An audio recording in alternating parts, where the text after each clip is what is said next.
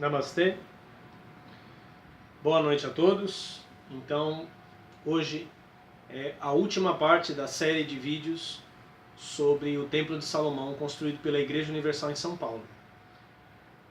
Nesse último vídeo eu vou discutir se o Templo de Salomão é o altar de Deus na Terra. É óbvio para quem vem acompanhando que não é, né? Ele não é o altar de Deus na Terra. Mas a Igreja Universal tem pregado isso. É o que eu já disse para algumas pessoas. Se o templo pretendesse ser um museu ou um monumento, talvez, ele seria menos blasfemo. Mas ele não pretende ser isso. Ele é chamado de santuário, exige-se o silêncio lá dentro, menos dos pastores, que gritam igual gralhas. Que mulheres não usem roupas provocantes, aparelhos celulares não podem ser usados. E em todas as igrejas, nas demais igrejas Universal, você encontra quadros com a imagem do templo. Você vê que quase uma devoção ao templo. E nesses quadros estão os versículos de Crônicas ou de 2 Reis. Né? Meus olhos estarão atentos para a oração que se fizer nesta casa. Quem viu o vídeo passado, o Templo de Salomão e o Judaísmo, entende que os olhos estavam voltados para aquela casa por conta do lugar onde ela havia sido construída, não para esta casa do Brás. Então já sabe que não é o altar, mas a Igreja Universal tem pregado que ele é um altar. E talvez seja interessante compreender como que, inclusive esta pregação de que ele é o altar de Deus na Terra, num dos vídeos do Edir Macedo ele disse que num dos áudios, aliás, que ele grava todos os dias, que todas as nações e todas as religiões se curvariam perante o seu templo. Né? Ele disse isso. Assim como ele disse que trouxe pedras de Jerusalém para que as pessoas ao tocarem sentissem que estavam tocando no próprio Deus. O próprio templo assume a função de Deus e de altar. Vamos entender o que é esse altar. Antes eu vou dar uma notícia relacionada ao Templo de Salomão e antes vou fazer uma explicação muito breve. Houve um boato malicioso propagado há uns 2 anos atrás, de que eu, acredite se quiser, Mestre Aleph, estaria frequentando a Igreja Universal do Reino de Deus. Isso não apenas é absurdo, como é uma mentira descarada. Eu estive recentemente, em dezembro de 2017, em janeiro de 2018, no Templo de Salomão, para presenciar as reuniões, para saber o que acontecia lá dentro e para pegar esses envelopes que são entregues lá dentro. Então, pessoas tentando me difamar, tentando iludir outras, não escolhem os seus métodos. Então, isso nunca vai acontecer. Que isso fique gravado, está registrado para sempre. Isto nunca irá acontecer. Eu tenho plena consciência de quem sou, do que estou fazendo, do que devo fazer e do que aquele lugar é para o Brasil e para o mundo. Nunca aconteceu e não acontecerá. Ok?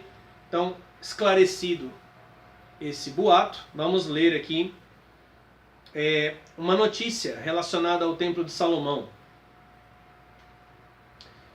que está no site do Estadão. Isso de 2014. 1 mês e meio após a festa de inauguração, a Prefeitura quer exigir da Igreja Universal a construção de 3,5 mil moradias populares para regularizar o Templo de Salomão, que teve as portas abertas com o respaldo de um alvará provisório emitido pela gestão de Fernando Haddad, em 19 de julho, 13 dias antes da abertura. Porque como vocês sabem, vocês devem lembrar dos recados para os evangélicos, ele foi construído com um alvará de reforma. E assim eles economizaram uma bolada em dinheiro. a matéria continua dizendo que essa contrapartida foi sugerida pela Secretaria de Licenciamento num documento enviado ao Ministério Público Estadual.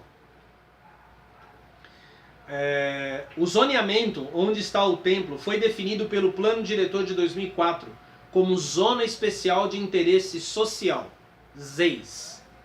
Por isso a área deveria ser reservada à construção de moradias populares, o que não ocorreu. Olha a prosperidade da Igreja Universal à custa dos mais pobres de novo, né? O Hospital Moriá não atende nem os membros da igreja, não atende nem os obreiros da igreja. A Igreja Universal enriquece, compra banco de Macedo, né? Ao custo dos mais pobres. Com o templo erguido, os vereadores regularizaram o espaço durante a votação do novo plano diretor. Em 30 de junho deste ano, ficou definido que a área não seria mais, desse ano, 2014, não seria mais classificada como ZEIS, em uma tentativa de anistiar a Igreja Universal. Os vereadores maravilhosos, daqui a pouco você vai ver quem são, né, mas acho que você já imagina.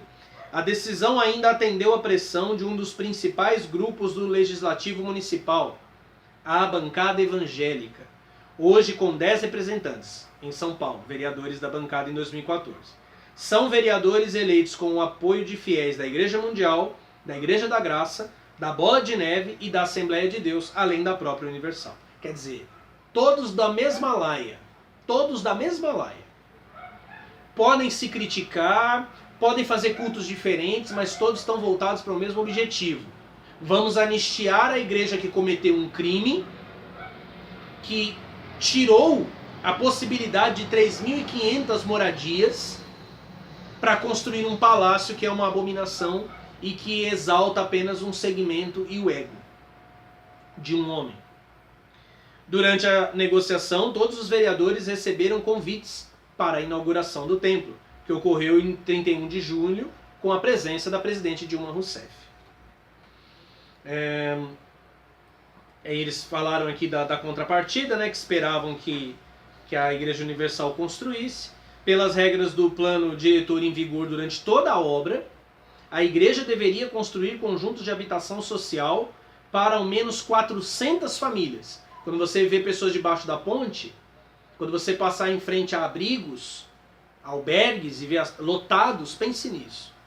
Se quisesse obter autorização para atuar em área de ZEIS, então tinha que construir habitações para 400 famílias para poder inaugurar o templo. Quem ama Fernando Haddad e Dilma Rousseff, eles participaram dessa sujeira aqui, esperando o apoio da Igreja Universal, que realmente na campanha de Dilma teve, e Haddad esperava esse apoio em São Paulo, só que se ferrou, porque a Igreja Universal lançou a candidatura, né, do PRB. A condição, no entanto, não foi cumprida, e mesmo sem erguer nem sequer uma moradia, como se não tivessem dinheiro, né, a obra do Templo de Salomão foi autorizada em 22 de outubro de 2008. O Ministério Público Estadual investiga se houve irregularidade na emissão das licenças e na construção. Estamos em 2017, nada aconteceu, você sabe para onde vão as investigações no Brasil, né? E depois termina dizendo que o promotor Mauro Ribeiro Lopes se reuniu na segunda-feira com representantes da Igreja Universal na tentativa de assinar um termo de ajustamento de conduta. E a notícia morreu aí. Então, você que acha que o Templo de Salomão é um lugar santo, ou conhece alguém que acha, passa a caminhada do Templo de Salomão para ele saber como é que é. Bom, vamos explicar o altar, né? A Igreja Universal construiu o Templo de Salomão com a ideia de institucionalizar todas as ofertas. Quer dizer, o lugar para onde o dízimo deve ir é o Templo de Salomão. Está escrito isso no livro de Malaquias, né? Roubará o homem a Deus, todavia vós me roubais e dizeis em ti roubamos, nos dízimos e nas ofertas, vocês são amaldiçoados com essa maldição, trazei os dízimos à casa do tesouro. Então o objetivo era construir esta casa do tesouro. O templo para o qual eram autorizados os envios das ofertas e dízimos, que foi o que eu falei no vídeo passado. Mas a Igreja Universal vinha falando de sacrifício, de altar já há muito tempo. Importante entender o que é o sacrifício e o que é sacrificado nos altares da Igreja Universal e agora de modo especial no altar do Templo de Salomão. Na música O Perfeito Sacrifício, de Marcelo Crivella, eu não vou ler a música toda, a letra toda, mas eu vou ler pedaços, para você entender o altar. Abraão gerou a Isaque e o levou para o altar. Agora ele tinha o melhor para poder sacrificar. Ouvia a voz do Senhor Jesus me chamando para o altar. Ele passou com a cruz, o sacrifício dele, mas eu não pude passar, pois não tinha o melhor para poder sacrificar. Não estranhe esse versinho de criança de 8 anos. Marcelo Crivella escreve assim: faz gerar em mim, Senhor, o perfeito sacrifício, como Jesus um dia foi gerado em Maria. Minha vida, meu melhor, meu amor muito maior, vou levar meu sacrifício e passar pelo altar. Essa música, O Perfeito Sacrifício, também tem um livro do senhor Edir Macedo chamado O Perfeito Sacrifício. Eu vou ler aqui a página 19 do livro, Edir Macedo falando sobre ofertas. A oferta simboliza Jesus Cristo. Olha que coisa! Sabe quando você dá dinheiro na igreja? Simboliza Jesus Cristo. Olha que coisa mais santa. O pão do católico, a hóstia católica, não representa Jesus Cristo. A Igreja Universal fez uma campanha em Curitiba, no qual eles entregaram hóstias para pessoas levarem para casa. Todos os dias, quando fossem orar, orassem olhando para essa hóstia. E depois eles levariam a hóstia para a igreja para trocar por um pão. E essa era a campanha da troca do pão do mal. Olha que coisa linda. Que respeito, né, eles têm pelas religiões. Entre todos os símbolos, a oferta é a que melhor representa o Senhor Jesus Cristo, pois ele é a oferta de Deus para o ser humano, a fim de que através da mesma, este possa se reconciliar com o Criador. Quando a pessoa entrega uma oferta, está repetindo simbolicamente o que Deus fez ao dar parte de si. A oferta é parte da pessoa, pois carrega consigo o tempo de vida gasto para ser conseguida. Está falando de dinheiro mesmo. Não há dúvida, é dinheiro. O altar da Igreja Universal é onde as pessoas sacrificam sua vida, seu tempo, sua energia gasta para conseguir dinheiro. A pessoa está representada no dinheiro. É uma sacralização do dinheiro. É uma metafísica do dinheiro. Lembre-se do que eu disse no vídeo Moisés e Salomão em número 666. Não poderá comprar e nem vender se não tiver o sinal da besta e a marca do seu nome ou do seu número. A Bíblia afirma que Jesus deu o seu sangue para salvar a humanidade. O sangue de Jesus é ele mesmo, sua vida, seu sacrifício. Costumo afirmar que o dinheiro é o sangue da igreja, pois carrega consigo parte das vidas das pessoas, tempo, suor, inteligência e esforço para ser conseguido. Então Jesus derramou o sangue dele na cruz para salvar. Eu me uno a Deus, eu me aproximo de Deus, também derramando meu sangue. E o que é meu sangue? É não martírio, não oração, não jejum, não tudo que a igreja fez ao longo de 2000 anos. É o dinheiro posto no altar. E isso implica a salvação das pessoas. Se você não fizer isso, você não será salvo. Porque na página 46 ele diz: o preço da nossa salvação foi o sacrifício de nosso Senhor Jesus. O que temos de pagar para manter a salvação é a nossa própria renúncia dia após dia. E aí ele menciona Marcos 10, 38 e 39. O que não toma sua cruz e não vem após mim não é digno de mim, que é exatamente o que Marcelo Crivella cantou. Jesus passou com a cruz, mas eu não tinha com o que passar. Essa expressão gerar o sacrifício é algo que é dito na Igreja Universal. Chegou a época de campanha, a mulherada vende o cabelo. E quem é da Igreja Universal para me desmentir? Que até pastores estimulam mulheres de longos cabelos a venderem os cabelos. A ir pra rua vender coxinha, vender caneta, vender doce até de madrugada. Ah, mas até quem trabalha, sim, porque você tem que gerar o sacrifício. Gerar. Como Jesus foi gerado em Maria. Tomar a cruz e seguir ao Senhor Jesus, bem como perder a vida pela sua causa, é pagar o preço do sacrifício. Então, sem sombra de dúvidas, a Igreja Universal sacraliza e cria uma metafísica do dinheiro. Num outro texto do Edir Macedo, esse é do Edir Macedo, eu vou ler pontos dele, chamado O Valor do Sacrifício. Veja bem, o valor do sacrifício não está no montante de dinheiro que a pessoa deposita no altar. Aí você vê isso e fala, não, tá vendo? Você está acusando injustamente. Observe primeiro o altar, que agora tem um altar oficial, todo o dinheiro tem que ser levado para lá. Mas vamos ver como ele desenvolve isso. Eu vou ler partes, não vou ler o texto todo. Todos podem sacrificar, tanto os ricos como os pobres. Basta crer e estar revoltado. Essa coisa do revoltado levou o Bispo Jadson, que aliás eu tenho até umas informações interessantes sobre o Bispo Jadson, mas vou deixar para uma próxima oportunidade. Pregando no Templo de Salomão, disse que o nome de Jesus não expulsou um demônio que ele tentava exorcizar, mas que a revolta dele expulsou o demônio. A revolta. Eles falam muito disso, a revolta. Aí ele continua. Uma pessoa deu testemunho que deu uma carreta com mais de 5 carros em uma fogueira santa. E também outra pessoa deu testemunho que deu muito menos. Mas o interessante é que ambos foram abençoados. Em termos de valores, há uma diferença muito grande. Porém, as duas pessoas fizeram um sacrifício. O importante é que o Senhor Jesus está sentado no altar, observando como as pessoas estão subindo nele. Entende? Você está subindo, Jesus está olhando. Quanto de dinheiro você está levando? Senão não tem conversa. Senão não tem acordo. Subiu de bolso vazio, é para descer de bolso vazio. Mas subir tem que estar de bolso cheio.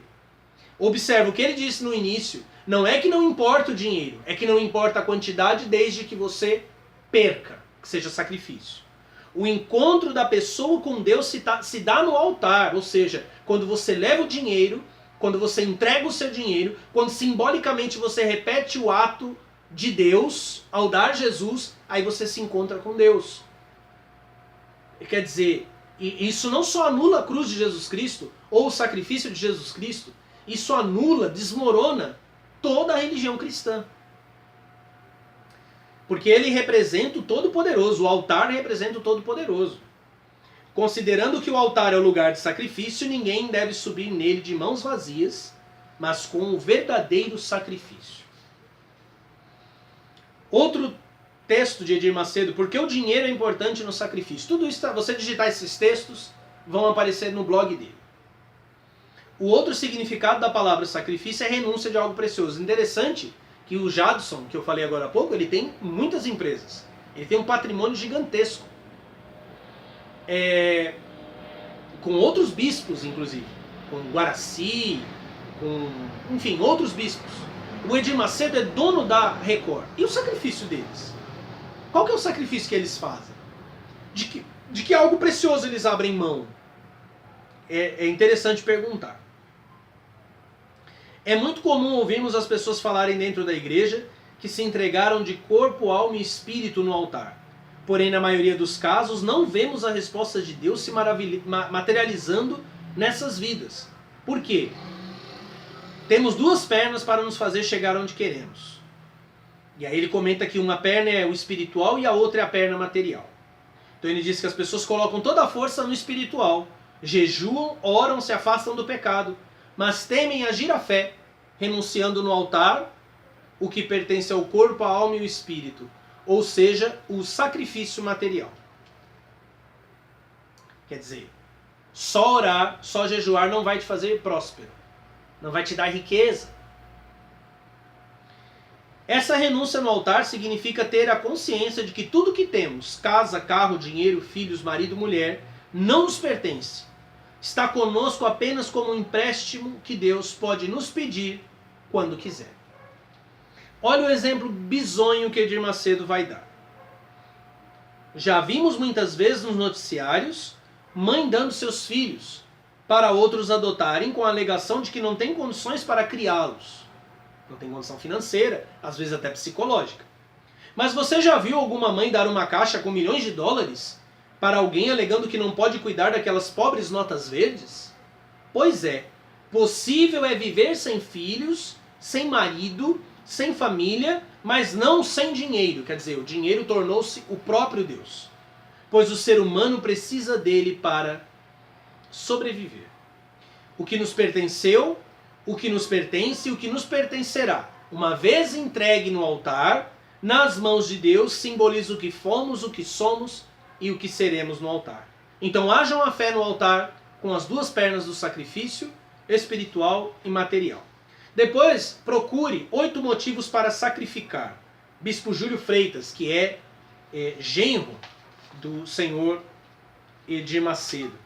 Leiam também O Altar em Ruínas, texto de Edir Macedo dizendo que você tem que reconstruir o altar, ou seja, a sua relação com Deus. Nesse texto ele diz, isso mostra que o começo da mudança não é o fato de ir à igreja, tudo começa no altar. Quer dizer, ir à igreja não muda a vida de ninguém, mas pôr dinheiro no altar, isso sim muda a vida das pessoas. Eu vou dar uma pausa, vou cortar esse vídeo em 2 partes, porque ainda tem alguns pontos que eu quero destacar aqui. E logo, daqui a pouco nós continuamos. Esses vídeos vão ser postados juntos. Então você terminou esse aqui, espera um pouquinho que já vai entrar no ar a segunda parte desse vídeo. Namastê.